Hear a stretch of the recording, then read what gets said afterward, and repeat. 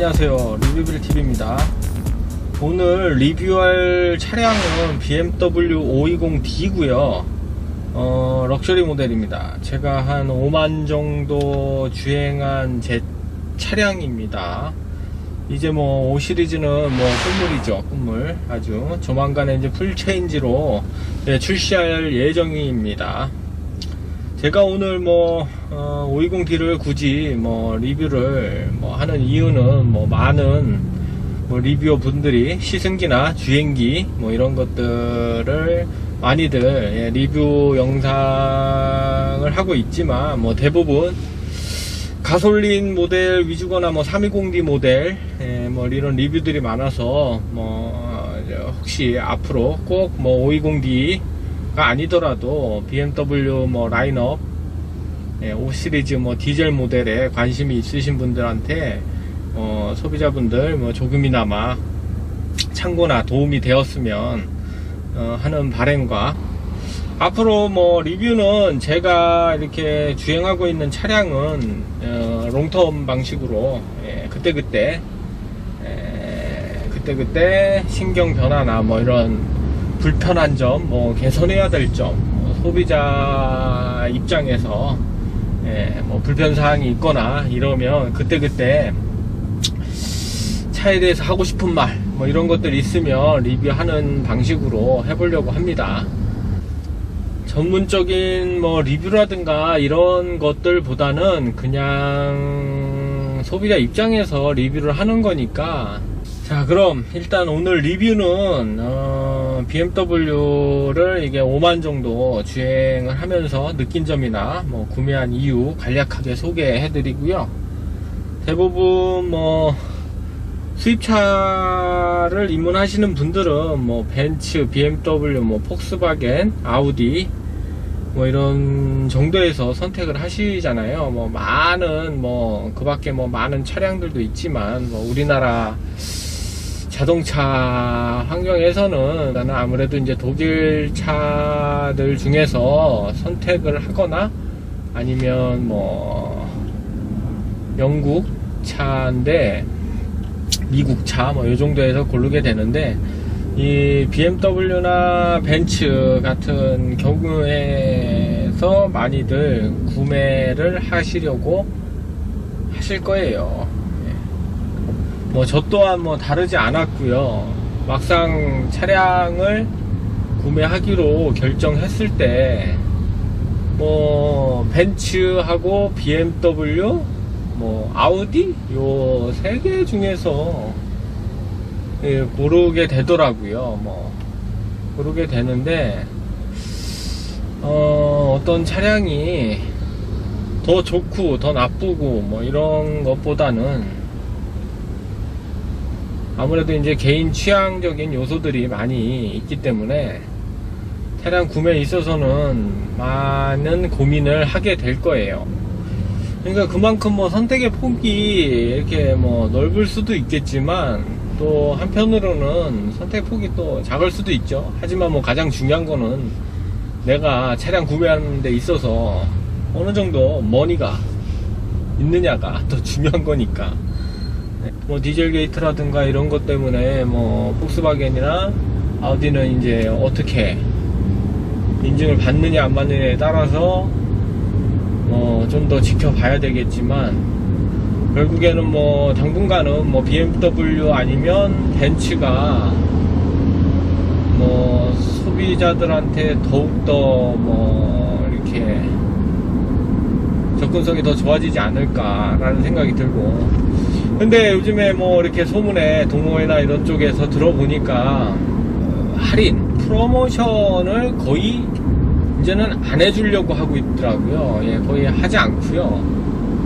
옛날만큼 뭐 한 장 가까이 이렇게 해주거나 대폭적으로 해주는 게 아니라 굉장히 할인 프로모션이 BMW 같은 경우에는 요 디젤 게이트 요 폭스바겐 사태 때문에 많이 축소됐어요. 이렇게 해주더라도 정말 조금 찔끔 해주더라고요. 뭐 해준다는 그런 소문이 있는데, 그건 좀 물론 기업이 영업적으로 뭐 이익을 창출하는 집단이니까 그럴 수 있는데 갑자기 요렇게 됐다고 그래서 BMW가 할인폭을 확 낮추거나 또 풀체인지 전이니까 이럴 수 있는데, 요것도 이제 딜러를 잘 만나서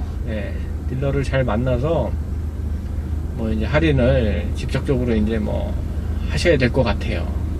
지금 현재로서는 할인이 많이 축소됐다. 벤츠나 이런 차들은 원래 할인폭이 그렇게 크진 않았고요. 저도 구매하면서 벤츠 매장 같은 데 가보면 좀 척이라고 하죠, 척.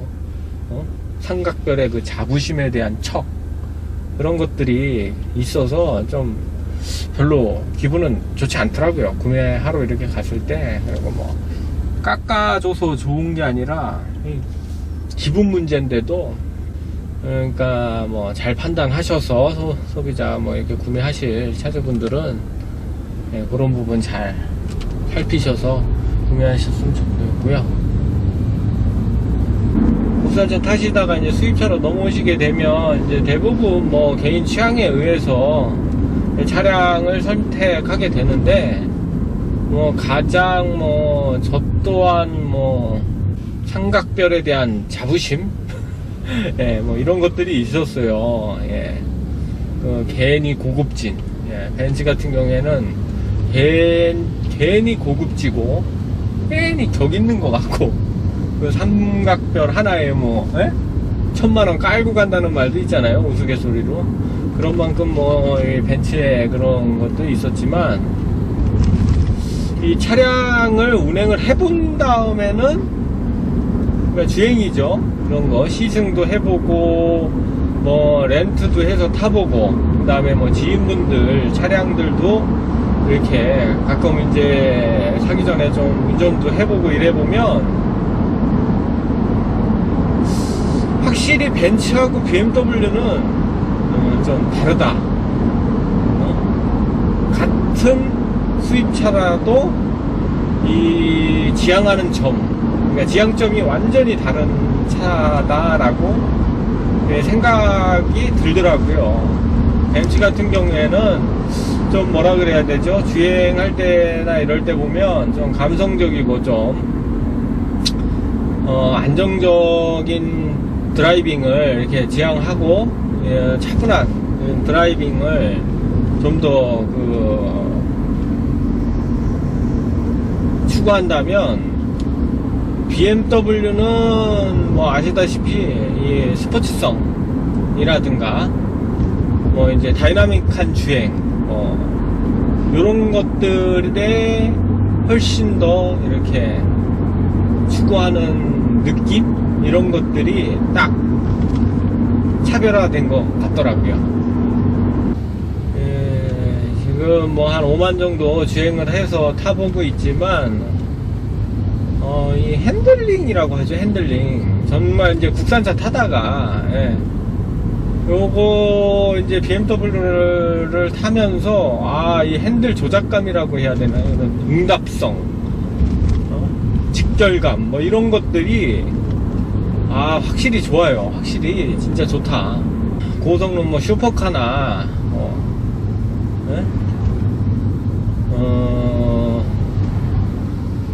이런 스포츠카에 비할 건 안 되고요. 이 BMW 5 시리즈는 그거 딱 뭐라 그래야지, 1부터 10까지 딱 숫자로 나왔을 때 정말 5 시리즈 딱 5 시리즈만큼 딱 중간에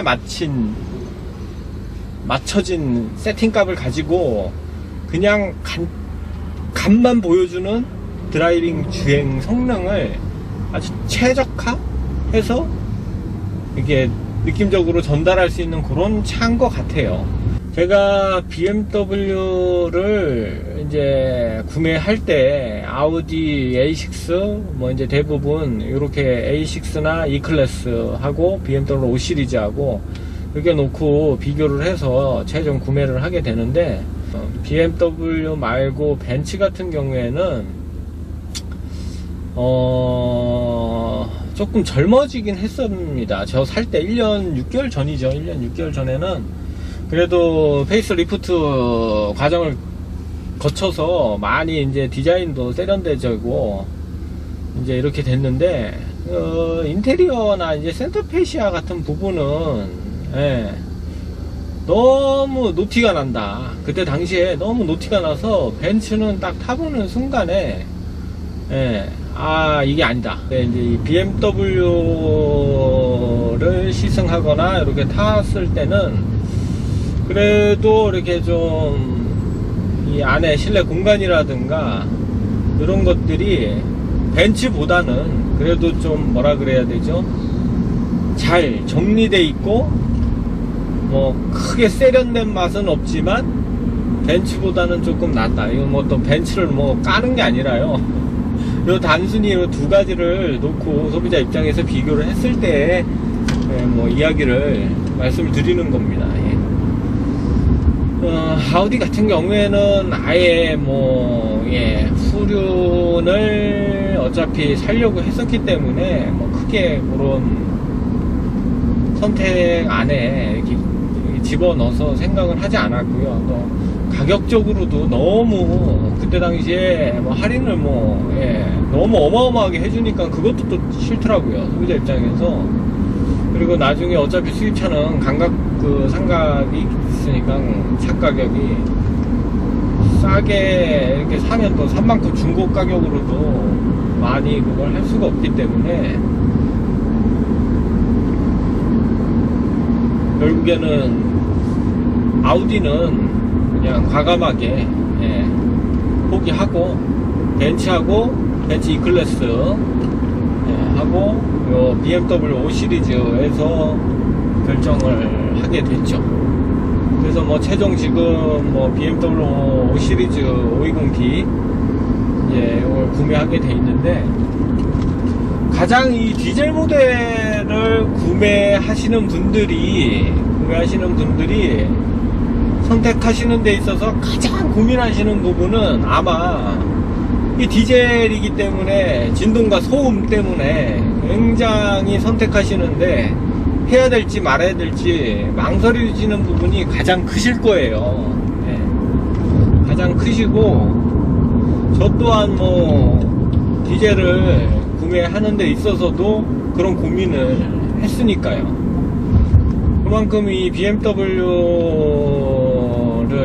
몇 천만 원대 그래도 5천 이상을 넘어가는 차를 사는데 꼭 디젤을 사야 되냐 하시는 분들도 있었지만, 또 나름대로의 또 이제 개인적으로 또 이제 상황이 있고, 뭐 연비 또한 또 요즘 같은 시대에서는 포기할 수 없는 부분이 있기 때문에, 디젤 모델과 또 가솔린 모델 중에 어떤 걸 선택해야 되느냐에 대한 고민이라고 할까요? 이런 부분에 아주, 예, 많이 고민하게 됐죠. 이 BMW는 이렇게 코너링 같은 거 할 때 확실한 이 핸들 조작감이라고 하죠. 딱 이 뭐 차체가 흔들림 없이 쫙 코너를 통과해주는 이런 재미, 이런 게 아주, 네, 재밌습니다. 핸들 감기는 맛이라고 하죠. 이런 것들이 아주 굉장히 좋은 것 같습니다. 엔진을 다운사이징 해서 나온다는 이야기들이 있습니다. 네. 있고, 뭐 E클래스 같은 경우에는 지금 먼저 출시를 했잖아요. 했는데 많이 젊어지고 세련돼지고, 네, 뭐 실내 인터페이스, 그 센터페시아도 굉장히 젊어졌어요. 스마트해지고, 그 계기판서부터 딱 나와 있는 그 LCD가 아주 멋지고, 아주 벤츠가 생각을 많이 한 티가 아주 잘 묻어났다. BMW가 그만큼 얼마만큼 이 센터페시아나 이런 부분에 뭐 큰 변화는 줄 거라고 생각을 하지 않아요. 이 수입차 같은 경우에는 그렇게 많은, 뭐 변화를 추구하거나 이러지 않는 게 있기 때문에 이렇게 뭐 많은 디자인을 그거 하지는 않을 거지만, 아마 BMW도 좀 센터 패션이나 이런 인테리어에 있어서 어느 정도 변화를 보여줘야지 되지 않을까 하는 생각이 드네요.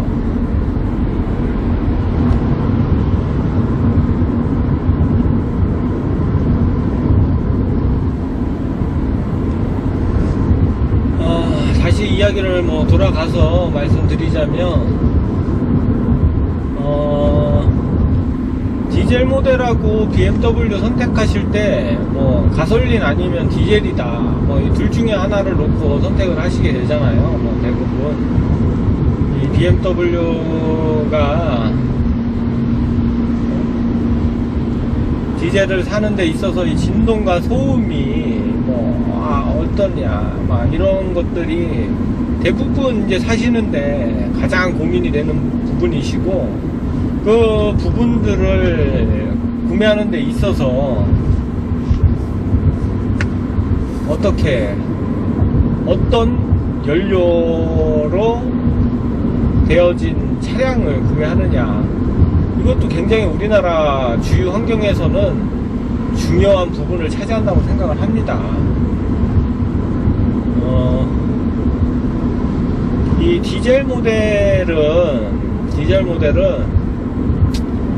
이전에 N47 엔진과 B47 엔진 이전 이후로 아마 나눠질 수 있을 거라고 생각을 해요. N47 같은 경우에는 뭐 잘 아시잖아요. 아시다시피 뭐 이렇게 들으셨을 거예요. 뭐 이렇게 엔진에 뭐 달달달달 거린다, 너무 달달 거린다, 밥솥 소리가 난다, 뭐 이런 문제들이 굉장히 많았었기 때문에 N47 엔진에 대한 이 선입견이 딱 생겼기 때문에 사는데 좀 저 또한 저도 구매하는 데 있어서 굉장히 고민이 됐었거든요. 그냥 살려고 했어도 이 연비 문제가 저한테는 영업적으로 사용을 해야 되다 보니까 이게 그렇게 할 수가 없더라고요. 그래서 결국에는 이제 디젤로 결론적으로는 구매해서 지금 잘 타고 다니고는 있지만, 지금 이 차량 같은 경우에는 제가 B47로 바뀌었을 때 한 10월경에 아마 바뀌었을 거예요. 10월 재작년 10월인가? 네, 바뀌고 난 다음에 제가 한 두세 달 후에 제가 바로 B47 엔진 탑재된 차량으로 구매를 했었거든요. 근데 많이 업그레이드가 됐어요. 진동이라든가 소음이라든가 이런 부분에 있어서 N47과는 비교가 안 될 정도로 정숙성 이런 것들이 굉장히 잘 돼 있고요. 굉장히 아주 그렇다고 A8이나 7 시리즈하고는 분명히 차이가 있습니다. 하지만 요 동급 세그먼트에서는 BMW 모델 라인업에서는 그래도 아주 획기적인 소음이나 이런 것들, 진동도 있습니다. 이 디젤 차량이기 때문에 초반 스타트해서 출발하실 때나 엔진이 어느 정도 열이 이렇게 좀 받기 전까지는 어느 정도 디젤 특유의 진동이 있지만, 어느 정도 주행을 하고 이제 엔진도 과열이 되면 그렇지 않습니다. 이제 정숙성이라든가 이런 것들 괜찮고요. 진동도 많이 이제 차분해지게 되더라고요. 모든 디젤들이 그런 부분에 있어서는 동일하지만 좀 더 조용해지고 정숙성도 좋고요. B47 엔진 탑재된 거는 아주 괜찮다. 놀라운 만큼 괜찮고요. 제가 여태까지 모든 차들을 대부분 다 디젤 차량들을